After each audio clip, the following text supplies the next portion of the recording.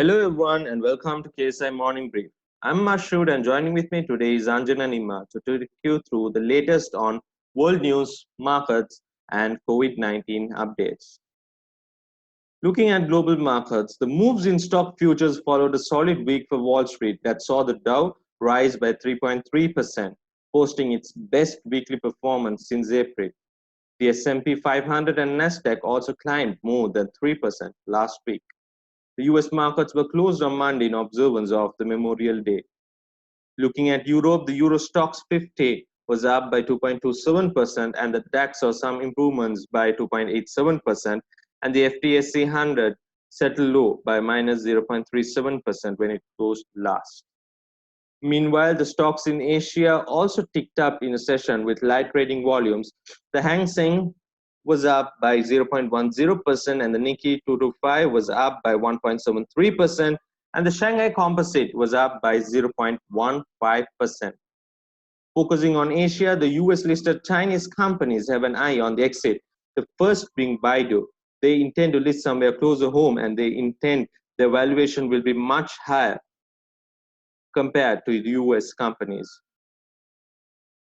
Looking at commodities, the global benchmark Brent rose to $35 a barrel, while US West Texas Intermediate crude was flat at $33 a barrel.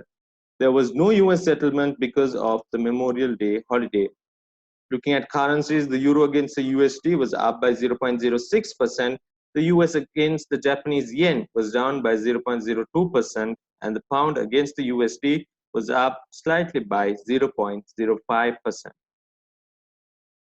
Looking at governments which have helped their companies to bail out from bankruptcies, Germany has done something quite contrast to what Thailand did with Thai Airways.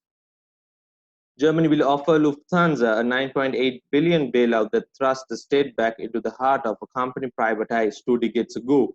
The aid package includes taking an initial 20% stake that could rise to a blocking minority of 25% plus one share in the event of a hostile takeover, the courier said in a statement on Monday.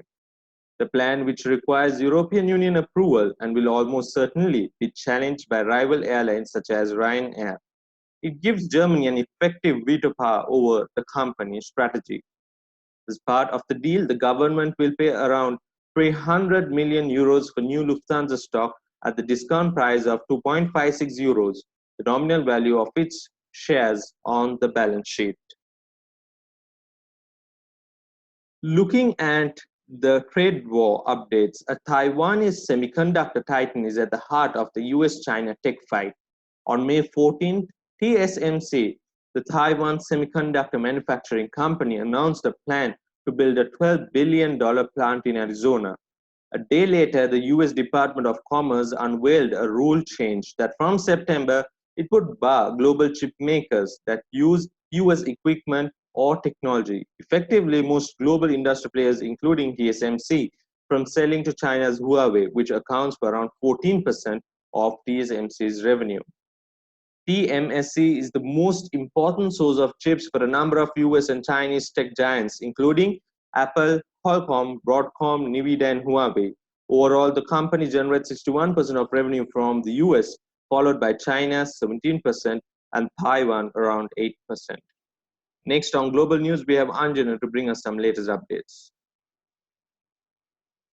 Thank you, Mashood. So looking at other international news, the White House has announced a ban on travel to the US from Brazil due to the spread of coronavirus in Latin America's hardest hit country.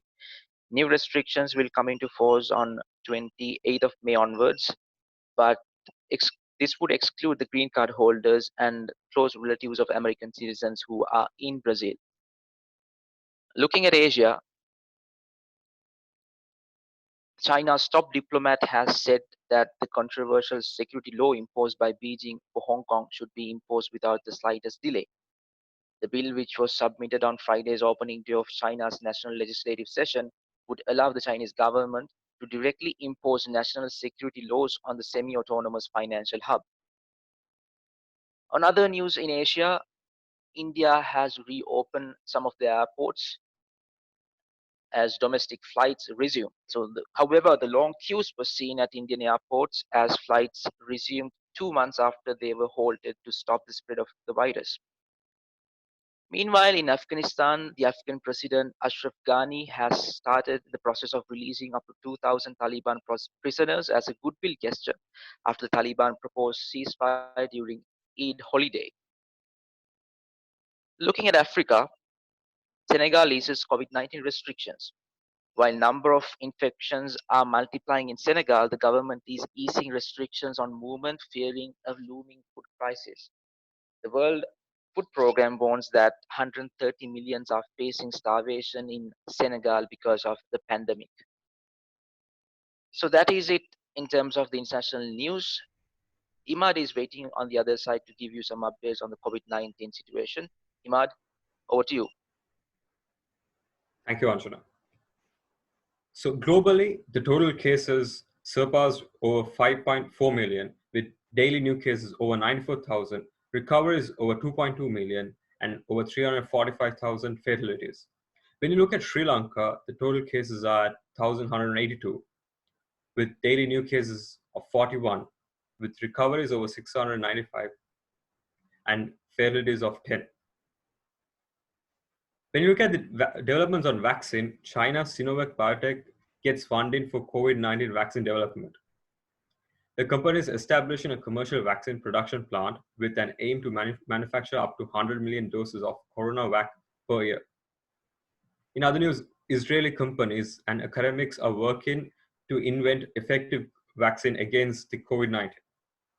In other news, 4 out of the 14 COVID-19 vaccine candidates from India may enter the clinical trial stage in the next 3 to 5 months, says Union Health Minister. On other developments on vaccine, role emerges for imaging in COVID-19 vaccine developments. Using the advanced imaging led by the University of Washington, have identified 8 antibodies that can bind to COVID-19 spike glycoprotein. In other news, Thailand begins COVID-19 vaccine trials on monkeys. On worldwide updates, Pakistan may reinforce its lockdown to stem the spread of the coronavirus, officials said. South Koreans will be required to wear masks when used in public transportation and taxis nationwide starting Tuesday. That's it for today's updates. Join us again tomorrow at 8:30 for more updates. Thanks for joining us. Stay safe. Take care. Goodbye.